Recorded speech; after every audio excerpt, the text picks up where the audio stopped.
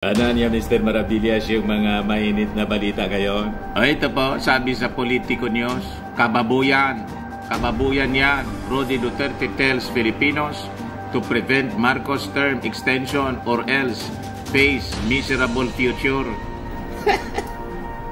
Ang miserable po, yung tukang-tukang ninyo at EJK during your term at saka yung lockdown ninyo, yung pandemonyo, naging miserable yung buhay ng mga Filipino.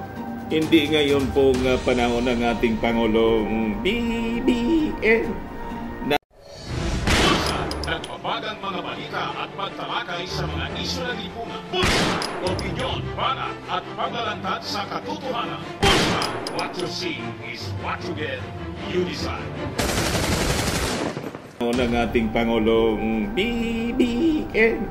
Napaka-bright po yung future at positive po yung negosyo natin ngayon. Kaya nga, noong panahon ng kampanya mga kababayan, yung mga nagdadalawang isip na mga negosyante na sumuporta sa ating Pangulong Bongbong Marcos, ngayon kasama niya sa mga foreign trips para makipag-usap sa mga foreign investors na pwedeng makipag-partner sa kanila para lalo pang mag-expand yung kanilang mga negosyo dito sa ating bansa.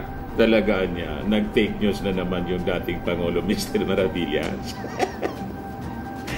Naging fake news peddler na po. Ang nininin niya rito po mga kababayan, yung sinusulong ng ating Pangulong Bongbong Marcos na tsatsa. Lahat na lang po economic provisions.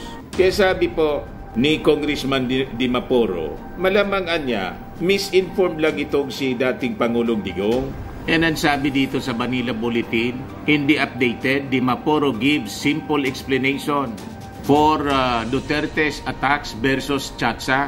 Ako hindi naniniwala na hindi siya updated. Alam niya na economic provisions lang yung ginagalaw ng ating Kongreso.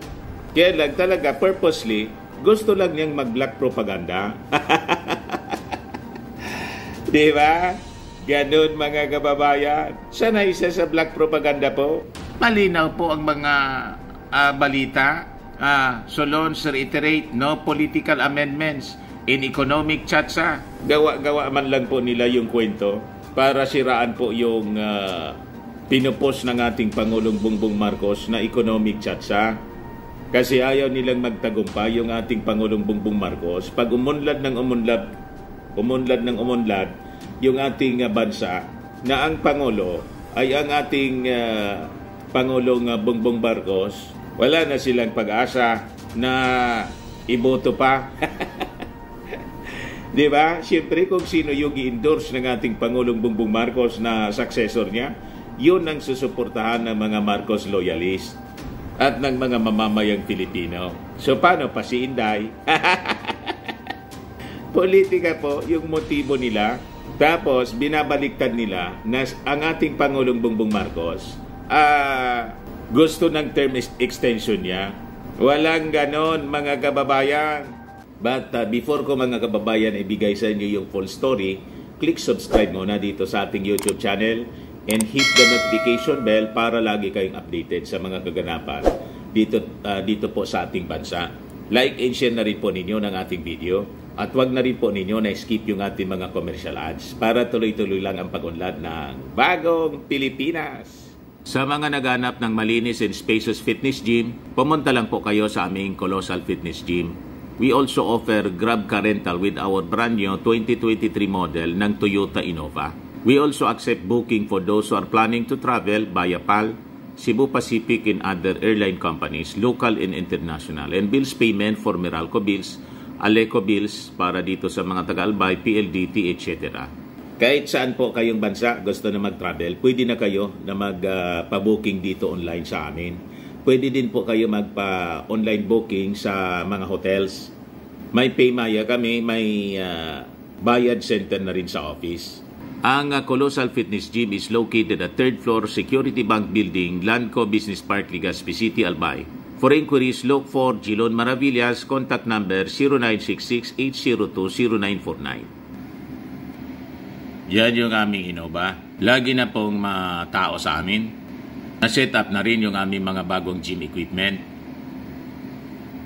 May treadmill na rin po kami. Ito naman po yung bago naming product na binibenta online. Eye Glow Serum, whitening po siya. Tingnan ninyo yung epekto sa aking anak na architect before and now. Yung mga inquiries po ninyo, dumiretso na lang kayo sa kanyang Facebook account, Riz Maravillas. Ito naman po, Firmax Firming and Lifting Cream. Pinapahid po sa mga pulses in affected area. Mainam po ito sa mga pains at paninigas na mga kaso-kasuan. Ito po, Automax Radiant Serum. Sa mukha naman yung application. Anti-aging po siya. You will look 10 years younger than your age. Sa mga cancer patients naman po, baka lang gusto ninyo itong itry. Ning siya red mixed fruit drink. Hindi man po siya gamot. Food supplement siya. Kaya lang gawa siya mga kababayan sa goji berry. Yung goji berry may anti-cancer properties. Yung mga inquiries ninyo, dumiretso na lang kayo sa aming messenger sa Facebook para masagot namin agad. Ayos pa? Ayos na ayos anya Mr. Maravillas. So, balikan natin itong kwentong paninira, fake news ni Fenta King. Talagang ayaw tantanan po yung ating Pangulong Bongbong Marcos. Pababoyan yan, sabi niya. Kayo yung nambababoy sa ating Pangulong Bongbong Marcos, tapos babalik ta rin ninyo. Rodi Duterte tells Filipinos to prevent Marcos term extension or else face miserable future.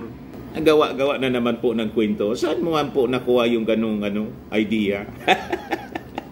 Kayo nga yung atat na 2 years pa lang yung ating Pangulong Bongbong Marcos. Ang sigaw na sa liwasang Bonifacio ng mga minions ninyo. PBBM resign at gustong iluklok si Inday. Pagkatapos, babalik ta rin ninyo yung ating Pangulong Bongbong Marcos na gusto ng term extension. Iyan po yung sabi niya dito. To prevent such bleak future, Duterte rallied Filipinos to stand against any move of Marcos to mess with the Constitution to prolong his rule beyond 6 years. Wala man pong gano'n na agenda. Economic provisions nga lang po yung pinapakiusap ng ating Pangulong Bongbong Marcos sa Senado. Sabi nga ng ating Pangulo, kayo na niya sa Senado, yung mag-lead.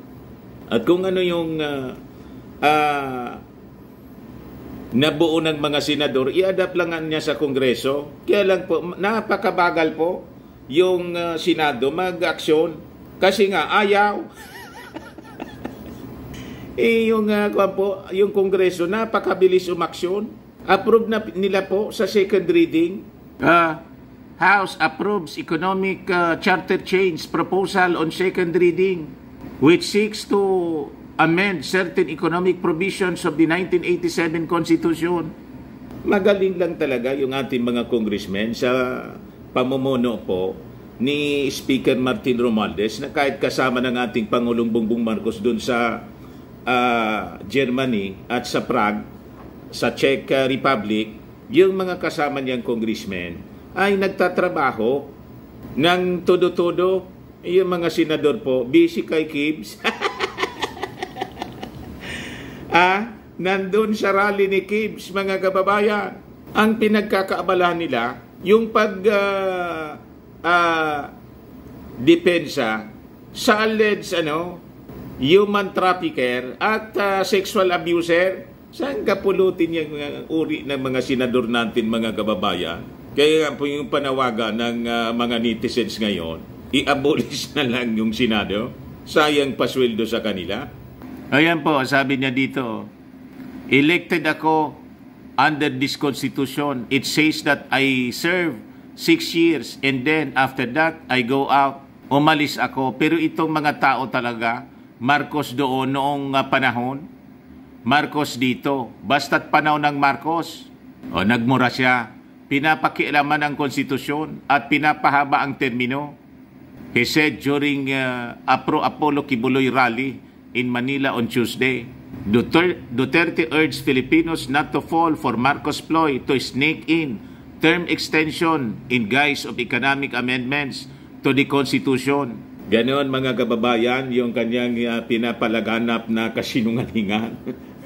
You see? Gusto tayong papaniwalain ng kanyang kasinungalingan. Wala man pong ganon.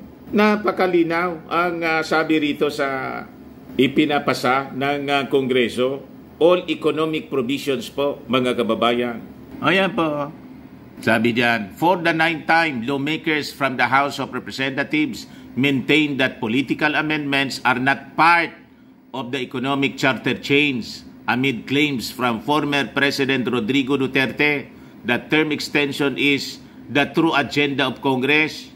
In a press briefing on Wednesday, Lanao del Norte 1st District Representative Muhammad Khalid Dimaporo speculated that Duterte, who once joked that he does not want the work of lawmakers, may have not been aware of the proceedings in the House, noting that the Solons cannot unanimously pose for political provisions. Dimaporo explained that resolution of both houses, RBH number 7, must align with the Senate's RBH number 6, and both have not posed for political amendments. Walang ganunan niya. Baka niya hindi lang siya updated. Sabi po ni Dimaporo, ako naniniwala na hindi siya updated. Talagang purposely, nanggugulo lang po si Maudigs. Ayan po sabi rito. Pakinggan natin itong interview ng Manila Bulletin, mga kababayan, o sa press con pala na ginawa ng Congress, attended by the press. First, before I answer, I'd like to say na on my part, dahil taga Mindanao ako, mahal na mahal namin si former Pangulong President Duterte, especially for what he's done for the Mindanao region. Having said that, I will not forget a speech na sinabi niya when he was congressman, ayaw niya yung trabaho dito, so hindi siya pumasok sa Kongreso, something like that. No? Whether it's a joke or if it was real, it kind of hints na maybe he doesn't or he hasn't been clarified on what's happening here in Congress. And that is, we have our legislative process. And when it comes to regular bills, that can happen in the BICAM. But if you listen to the debates in the plenary, when it comes to RBH 6 and RBH 7, there needs to be a synchronization between the House and the Senate. We cannot vote 3/4 on two different versions, because that may lead into complications and then may lead into a challenge in the Supreme Court on how we are conducting an amendment to the Constitution.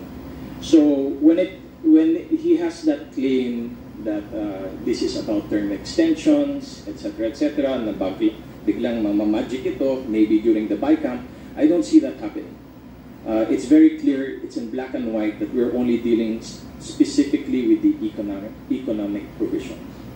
Malinaw na po, mga minions ni Maudigs. Pero siyempre, lahat ng sinasabi po ni Maudigs, kahit pabali-baliktad, laban bawi. Di ba? Kasi nga, minions kayo eh. Nilulunok na lang ninyo. Lahat ng sinabi ni Maudigs, pinaniniwalaan ninyo. Ganon. So, hindi namin kayo pipilitin na maniwala. Ayos lang yan. Sige lang kayo. Ang importante, majority ng mga mamamayang Pilipino naniniwala sa ating Pangulong BBM. Hindi nga kayo nakaipon ng 1,000 dyan siguro sa Liwasang Bonifacio. Gusto ninyo na lunsad ng panibagong people power, kili-kili power lang ang napala ninyo. Yan man lang po, mga kababayan. Ako po si Dante Maravillas. Bye-bye. God bless.